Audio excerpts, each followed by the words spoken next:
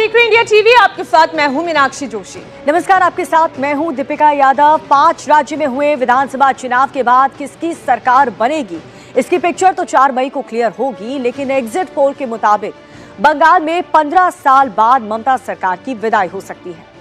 बंगाल में पहली बार कमल खिलता हुआ नजर आ रहा है। वहीं सभी एग्जिट पोल के मुताबिक असम में बीजेपी सरकार हैट्रिक लगाने जा रही है। 10 साल तक सरकार में रहने के बावजूद बीजेपी के खिलाफ एंटी इनकम्बेंसी का असर नहीं दिख रहा है। गौरव गोगोई के नेतृत्व में कांग्रेस पार्टी हिमंता बिस्वा शर्मा को चुनौती नहीं पेश कर पाई। और इसी तरह एग्जिट पोल ने तमिलनाडु में डीएमके सरकार के रिपीट होने की भविष्यवाणी कर दी है। हालांकि एक एग्जिट पोल ने चौंकाने वाले नतीजे भी दिए हैं, तो एक एक करके सभी एग्जिट पोल के जो रिजल्ट आए हैं वो हम आपको बताएंगे। जहां पर इसके मुताबिक पहली बार चुनाव लड़ रही विजय की पार्टी सरकार बना सकती है। केरल में 10 साल तक सत्ता में रहने के बाद एलडीएफ की विदाई भी हो सकती है, अगर एग्जिट पोल के नतीजे सही निकले तो चलिए एक बार आपके सामने रख दें। 4 राज्यों में एग्जिट पोल के मुताबिक मेट्राइज किसकी सरकार बना रहा है, तो बंगाल में बीजेपी की सरकार बन सकती है, ममता का किला ढह सकता है।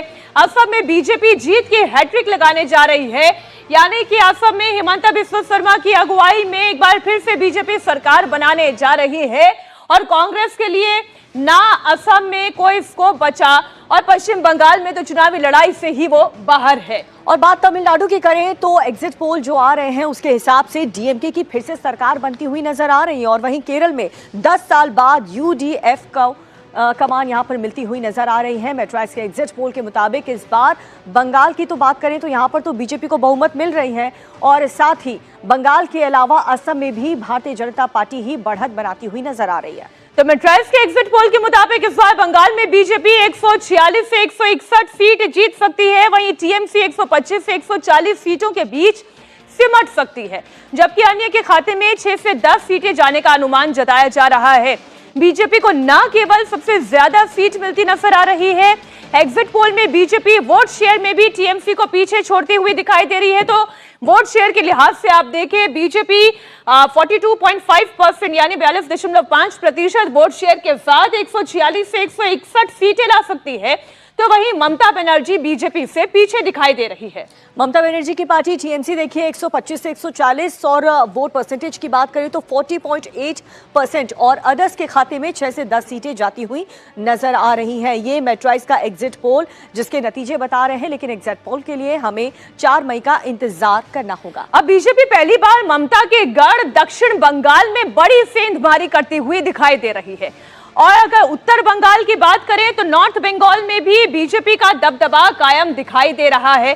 तो पश्चिम बंगाल की 294 सीट पर मेट्राइज का आंकड़ा कहता है कि 146 से 161 सीटें बीजेपी, 125 से 140 सीटें ममता बनर्जी, तो अन्य के पास 6 से 10 सीटें जाती हुई दिखाई दे रही है। चाहे वोट शेयर की बात करें वो बीजेपी का बढ़ा है, सीट की बात करें वो बीजेपी का बढ़ा है। दक्षिण बंगाल जहां ममता बनर्जी का दबदबा है, वहां पर भी बीजेपी का दबदबा बढ़ रहा है। तो बीजेपी को 4 मई का बेसब्री से इंतजार है। बंगाल को लेकर के बीजेपी नेताओं का दावा यह है कि एग्जिट पोल से भी बेहतर रिजल्ट आने वाले हैं। यूपी के डिप्टी सीएम केशव प्रसाद मौर्य ने कहा कि 4 मई को बीजेपी बंगाल में एक नया इतिहास रचेगी। तो वहीं ब्रिजेश पाठक का कहना है कि बंगाल में बीजेपी प्रचंड बहुमत के साथ आ रही है। यूपी में कैबिनेट मंत्री स्वतंत्र देव सिंह का दावा है कि बंगाल से असम तक बीजेपी की सरकार होगी। जनता पार्टी सेवा कर रही है, संघर्ष कर रही है, जनता के लिए बहुत काम किया, उसी का परिणाम है कि अभी एग्जिट पोल से भी शायद जब 4 मई को गिनती होगी उससे भी अच्छे रिजल्ट आए। कि पश्चिम बंगाल में भारतीय जनता पार्टी प्रचंड बहुमत के साथ आ रही है, ये एग्जिट पोल में दिख रहा है। और मतदान के बाद मतगणना का इंतजार करिए, प्रचंड बहुमत के साथ पूरे देश में कमल खिल रहा है। बंगाल से लेकर आसाम तक चारों तरफ सरकार बीजेपी की बन रही है। तो अगर एग्जिट पोल के नतीजे सही निकले तो पश्चिम बंगाल में टीएमसी का किला ढहने जा रहा है। बीजेपी पिछले चुनाव में पूरा जोर लगाने के बावजूद 77 सीट ही जीत पाई थी। उसके बाद 2024 लोकसभा चुनाव में टीएमसी बीजेपी पर भारी पड़ी थी, पर इसके बावजूद बीजेपी पूरे जोर शोर के साथ पश्चिम बंगाल में विधानसभा चुनाव में उतरी। उसने अपनी रणनीति बदली। तो आइए दीपिका बताइए वो 5 कारण कौन से हैं जिनकी वजह से पश्चिम बंगाल में बीजेपी पहली बार सरकार बना सकती है। तो आप देखिए 2011 से लेकर 2016, 2021 और अब 2026 में क्या क्या स्ट्रैटेजीज भारतीय जनता पार्टी ने बदली है कि आज ऐसा वक्त आ चुका है कि एग्जिट पोल में भारतीय जनता पार्टी को पश्चिम बंगाल और खास करके दूसरे फेज जहां पर टीएमसी का गढ़ था वहां पर सेंधमारी बीजेपी कर पाई है इन 5 रणनीतियों की वजह से। आपको बता दें, अगर बंगाल में बीजेपी सरकार बनी तो सबसे बड़ा मुद्दा एसआईआर बनेगा। एसआईआर के दौरान बंगाल में करीब 91 लाख वोटर्स के नाम कटे हैं। ममता ने एसआईआर का जमकर के विरोध किया, सुप्रीम कोर्ट तक ममता बनर्जी पहुंच गई थी और इतनी ज्यादा नाराजगी और एसआईआर को बीजेपी ने घुसपैठियों का मुद्दा उठाया था और घुसपैठियों का मुद्दा आखिरी दम तक गृह मंत्री अमित शाह अपनी पब्लिक रैलीज में उठाते रहे कि अगर बीजेपी की सरकार बनी तो पश्चिम बंगाल में वो बांग्लादेशी घुसपैठियों को दाखिल नहीं होने देंगे। और एफआईआर को एक शुद्धिकरण का अभियान के तौर पर उन्होंने पश्चिम बंगाल में प्रोजेक्ट किया। अगर बीजेपी की सरकार बनती है तो एक बहुत बड़ा फैक्टर एफआईआर हो सकता है। और दूसरा फैक्टर आपको बताते हैं, महिला वोटर्स। ममता का मजबूत वोट बैंक, बीजेपी का हर महीने 3000 रुपए का वादा महिलाओं को ये काफी ज्यादा पसंद आया और लक्ष्मी भंडार योजना के तहत 1500 रुपए की मदद, साथ ही सरकारी नौकरियों में 33% आरक्षण महिलाओं का, ये प्रधानमंत्री नरेंद्र मोदी ने अपने चुनावी रैलीज के दौरान वादा किया था। ये एक फैक्टर भी काफी ज्यादा काम बीजेपी के फेवर में। अब देखिए, ममता बनर्जी के फिश पॉलिटिक्स का जवाब भी बीजेपी ने अपने काउंटर नैरेटिव के साथ दिया। पश्चिम बंगाल के जितने नेता थे वो क्या कह रहे थे कि अगर पश्चिम बंगाल में बीजेपी की सरकार बन गई तो फिर वो मछली खाना बंद कर देगी। मछली तो बंगाल की संस्कृति का हिस्सा है। तो इस फिश पॉलिटिक्स का जवाब भी देखिए बीजेपी ने कैसे दिया। बीजेपी के नेताओं ने मछली खाते हुए ना सिर्फ अपनी फोटो पोस्ट की, डिस्कशन हुआ, रोहू मछली, कतला मछली, पता नहीं किन किन तरह की मछलियों की बात होने लगी। हेमंता बिस्वा शर्मा ने कहा कि 4 मई के बाद मैं 1 किलो मछली खा के दिखाऊंगा, माछेर झोल चावल के साथ। उन्होंने कहा माछेर झोल और भात। बीजेपी ने कहा कि टीएमसी के दिल में काबा मदीना है। बीजेपी ने जय मां काली नारे को अपने प्रचार से जोड़ा। बंगाल के दिल में केवल मां काली और दुर्गा है, काबा बना मां काली का नैरेटिव जो मुख्यमंत्री योगी आदित्यनाथ ने भी वहां जाकर गढ़ा। तो ये तीसरा फैक्टर आपको बताया। अब चौथा फैक्टर आपको बताते हैं। आरजीकर मेडिकल कॉलेज का ये मुद्दा काफी ज्यादा संवेदनशील मुद्दा। संदेश खाली आंदोलन का चेहरे को टिकट दिया गया।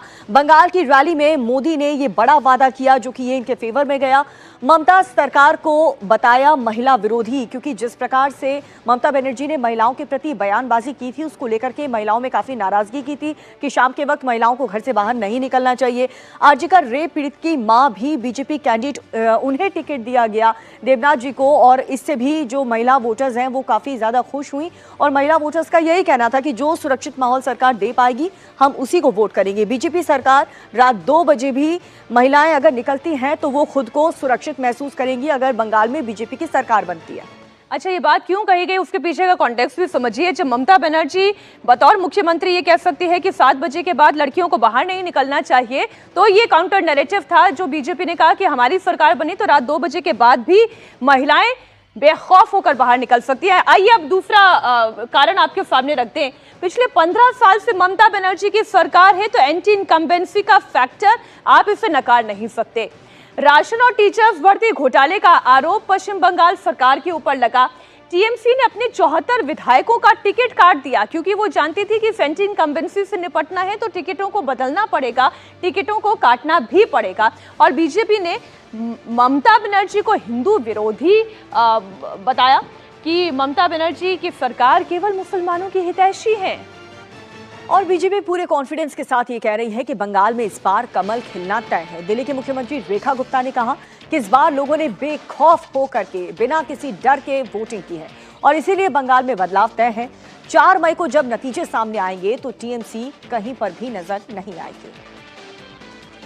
एक वो डायलॉग है ना, डर के आगे जीत है। तो डर, भय, आतंक, इन सब को छोड़ करके जनता ने इस बार साहस जुटाया और साहस जुटा करके उन्होंने इस बार हिम्मत की और केवल एक चीज हमने कही थी कि आप अपना केवल वोट डाल दीजिए, क्योंकि वोट जो डला है वो वर्षों की उनकी तड़प है, वेदना है और उनकी वो वेदना और तड़प चाहती थी कि इस बार बंगाल में बदलाव हो और वो बंगाल में बदलाव होना निश्चित है, जो कि 4 तारीख को रिजल्ट के रूप में हमें दिखाई देगा। दरअसल बंगाल में दूसरे फेज में भी वोटिंग का रिकॉर्ड टूटा है।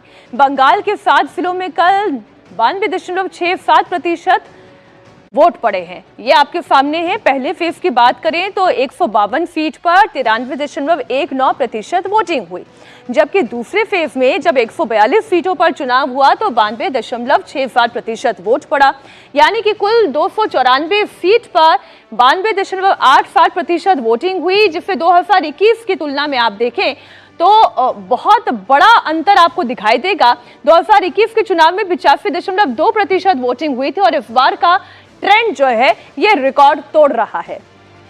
और अगर हम वोट शेयर की बात करें तो मेट्राइज के एग्जिट पोल के मुताबिक बीजेपी को इस बार बंगाल में वोट शेयर के मामले में भी बहुत बड़ा फायदा होने वाला है, क्योंकि मेट्राइज का आकलन यह है कि इस चुनाव में भारतीय जनता पार्टी का वोट परसेंट 42.5 रहने वाला है।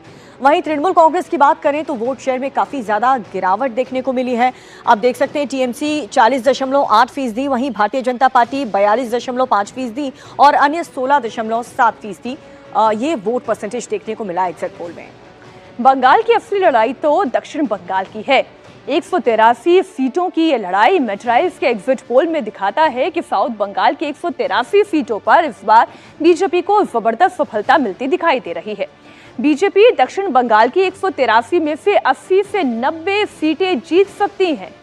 80 से 90 सीटें जीतने का मतलब यह है कि ममता बनर्जी अपने सबसे मजबूत किले को, मजबूत जमीन को दरकते हुए झेल सकती हैं।